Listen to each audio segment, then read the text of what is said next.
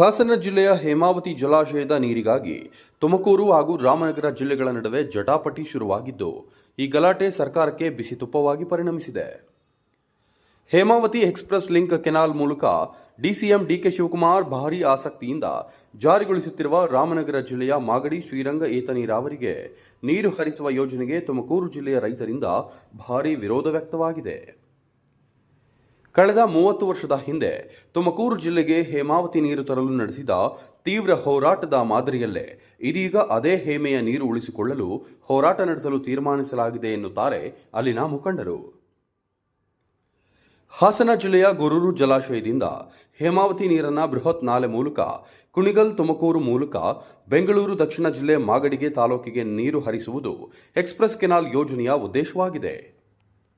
ಈ ಯೋಜನೆಯಿಂದ ತುರುವೇಕೆರೆ ತುಮಕೂರು ಗ್ರಾಮಾಂತರ ಗುಬ್ಬಿ ಚಿಕ್ಕನಾಯಕನಹಳ್ಳಿಗೆ ದೊಡ್ಡ ಹೊಡೆತ ಬೀಳಲಿದೆ. ಹೇಮಾವತಿ ನೀರು ಕುಣಿಗಲ್ ಮೂಲಕ ಯೋಜನೆ ಅಂತ್ಯದ ಮಾಗಡಿ ತಲುಪುವಷ್ಟರಲ್ಲಿ ಕೊರತೆಯಾದರೆ ತುಮಕೂರು ಜಿಲ್ಲೆಯ ಮಧುಗಿರಿ ಶಿರಾ ಭಾಗಕ್ಕೂ ತೊಂದರೆ ಉಂಟಾಗಲಿದೆ. ಆ ಭಾಗದಲ್ಲಿ ಮದಲೂರು ಸೇರಿದಂತೆ ಪ್ರಮುಖ ಕೆರೆಗಳಿಗೆ ನೀರು ಹರಿಯುವುದಿಲ್ಲ. ಹೀಗಾಗಿ ಬೆಂಗಳೂರು ದಕ್ಷಿಣ ಜಿಲ್ಲೆಯ ಮಾಗಡಿ ಶ್ರೀರಂಗ ಏತ ನೀರಾವರಿಗೆ ಹೇಮಾವತಿ ನೀರು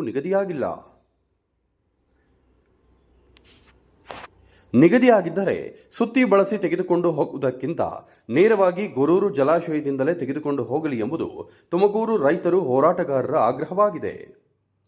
ಇಲ್ಲಿ ಗಮನಿಸಬೇಕಾದ ವಿಷಯವೆಂದರೆ, ಹೇಮಾವತಿ ನದಿ ಬಹುಪಾಲು ಹರಿಯುವ, ನೀರು ಸಂಗ್ರಹಿಸುವ, ಇದಕ್ಕಾಗಿ ಲಕ್ಷಾಂತರ ಎಕರೆ ಬಲಿ ಕೊಟ್ಟಿರುವ ಹಾಸನ ಜಿಲ್ಲೆಯ ರೈತರಿಗೆ ಈವರೆಗೆ ಹೇಮಾವತಿ ನದಿ ನೀರಿನ ಪೂರ್ಣ ಬಳಕೆ ಸಾಧ್ಯವಾಗಿಲ್ಲ. ಹೀಗಿರುವಾಗ ನೀರಿಗಾಗಿ ತುಮಕೂರು ರಾಮನಗರ ಅಂದರೆ ಈಗಿನ ಬೆಂಗಳೂರು ದಕ್ಷಿಣದ ರೈತರ ನಡುವೆ ಜಟಾಪಟಿ ಆರಂಭವಾಗಿದೆ. ಮುಂದೆ ಇದಕ್ಕೆ ಮಂಡ್ಯ ರೈತರು ಸೇರ್ಪಡೆಯಾದರೆ ಅಚ್ಚರಿಯಿಲ್ಲ. ವಿರೋಧಿ ಹೋರಾಟಕ್ಕೆ ಕಾನೂನಂತೆ ಕಾನೂನು, ಸರ್ಕಾರವಂತೆ ಸರ್ಕಾರ, ನೀರಾವರಿ ಮಂತ್ರಿ ಡಿಕೆ ಶಿವಕುಮಾರ್ಗೆ,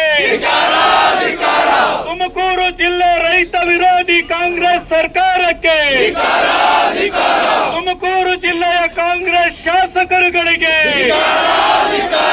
ರೈತ ವಿರೋಧಿ ಕಾಂಗ್ರೆಸ್ ಸರ್ಕಾರಕ್ಕೆ